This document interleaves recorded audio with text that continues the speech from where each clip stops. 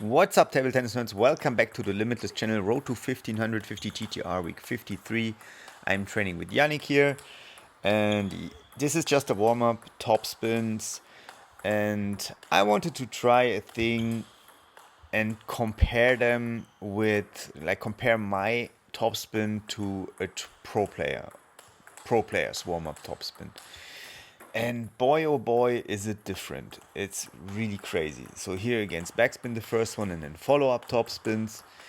And it's really crazy. So let's look at it together. Of course, when I want to play faster, it looks different. But here you go. He goes down a lot, all the weight on the right leg.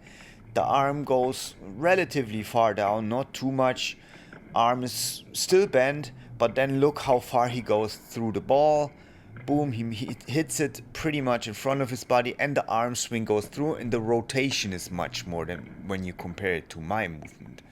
This is really crazy, and this is still the warm-up. It's just a warm-up topspin. Nothing crazy, nothing fast. See, the upper body rotation sometimes in my movement is similar, but then I don't go through the ball more. When I jump a little bit like I did here, it's a bit better. But I think this is really good method to compare this. And here I did some multi-ball with follow-up balls. If Yannick can block, we did always do a follow-up ball. And yeah, this is what I do. What my training looks a lot like if I play exercises right now. It's always long receives.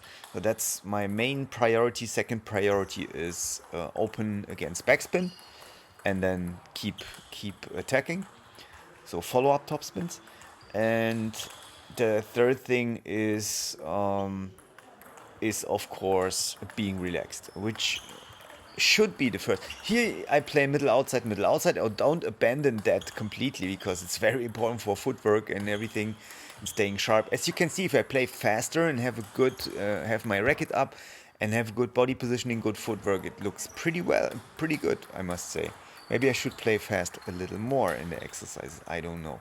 And this is something I do right now. My opponent just gets to serve. So we play sets, but I don't have serves at all. So I can really focus on getting better at my biggest weakness, which is receiving. And this is brilliant, I guess. This is a really good method. Here you saw me do a really dedicated push. So I try to receive with a purpose. Like every receive should at least be like here, very well placed. Like here again, I try to choose the placement for a reason, or I try to put it short. I try to attack it right away. Like here, short, so he can't attack, so it opens up the window for me to attack. And this is something you clearly learn. And here I like how I attack the first one in the forehand already, first long serve, because this is such a weakness, like long serves in my forehand. Yeah, here again, and it gets better. Already in this session, I could feel it improved. Like, I put it short, he cannot attack, so I can attack. That's things that go through my mind. Again, put it short, so he has to move there, and then even do the direct mistake. And here I did a side spin receive, and he top spins it over the table. So I try to be unpredictable. Also here short, and then attack again. Unpredictable and a little tricky as well. So it makes it very hard to my opponents. They don't know what receive I'm gonna choose. Of course, long ones I always want to attack. And here another thing, I try to work on placement a lot. As you can see, 3 times I go for Yannick's body, and I think and here a sharp push again, which opens up a passive ball and then opens up the attack for me. Yeah, I try to go for a placement a lot these days, and I think in my league that pays off big time.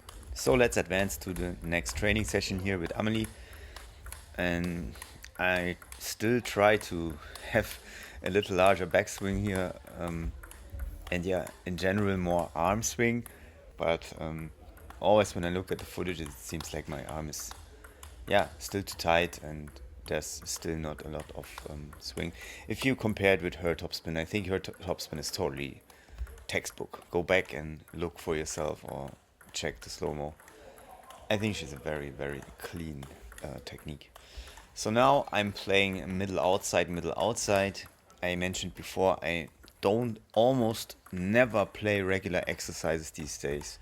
I think they're for learning basic technique, But as soon as you have the basics, if you know how the technique works, there's no reason to repeat it over and over and over in a stupid way, like that doesn't teach you anything closer to real playing. Same concept in jiu-jitsu. I always trained like that. First learn the basic technique, then drill it so it gets into the system. If you know the steps, you repeat them, and then you need to, as soon as possible, make sure you can use it in free sparring.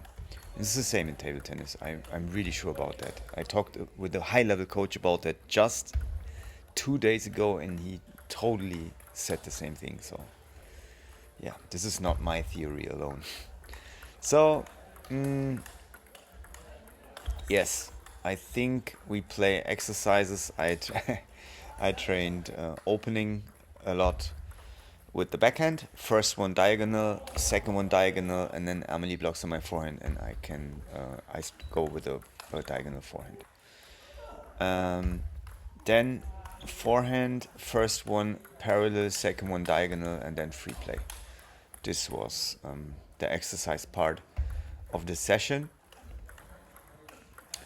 and it was quite stable. Like the opening worked okay, I think, and everything afterwards, yeah, felt quite good. And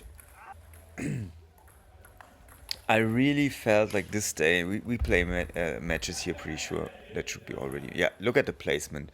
I talked in this video about placement a lot already.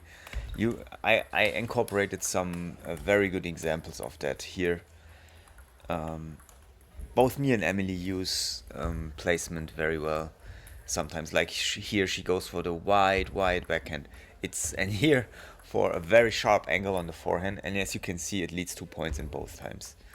I think this is something a lot of people don't do. That they push wide into the backhand, for example.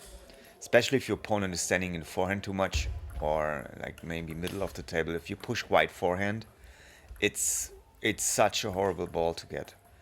And for me, I'm very bad at getting these balls back. In these matches, when I reviewed it, and also I felt it during playing. First of all, these receives with the backhand. Also the sessions afterwards that I didn't record, like the days after, I had so much success with my backhand receive aggressively, like with top spins, or if it's shorter with flips. So much success if I just go for it. And yeah, I think this is the consequence of me focusing a little more on my backhand, that it increased dramatically in this short period of time. That was my hope also. As you can see here, the same thing. I just, again, and this was the serve right after, another point.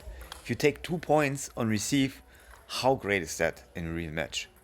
I mean, this really makes a difference.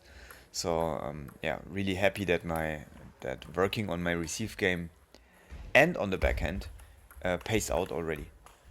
After being frustrated by my forehand for ever now, this feels really good. I have to. This was another big takeaway again. Just a reminder again, one more time, that I have to be ready after every stroke. Just be ready. Just have small steps. Stay low.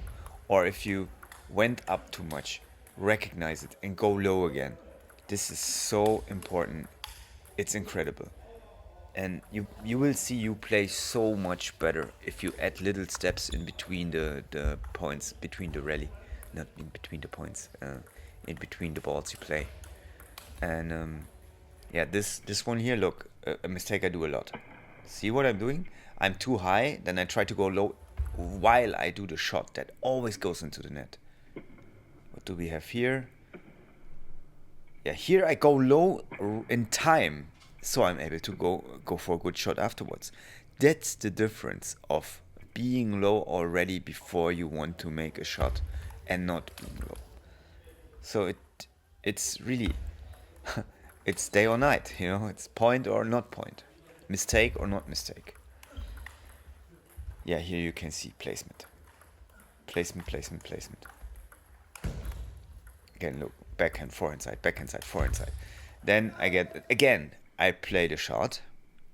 I like the small steps I took before. I play it. I'm like, yeah, I got this. But if the ball comes back, I'm totally not ready. See that? I have to remind myself all the time. All the time. It's crazy. It seems to be so simple, but it's crazy hard. Crazy hard to do. Alright, guys, I hope you enjoyed this episode. Make sure you subscribe to the channel and leave a comment, leave a like. Most of you are not subscribed. It'd be really cool if you click the subscribe button to give something back for all the videos I produce here. I have so many plans in my head, so if you want to support what's coming, and I think that will be cool stuff, then yeah, subscribe to the channel and see you in the next video.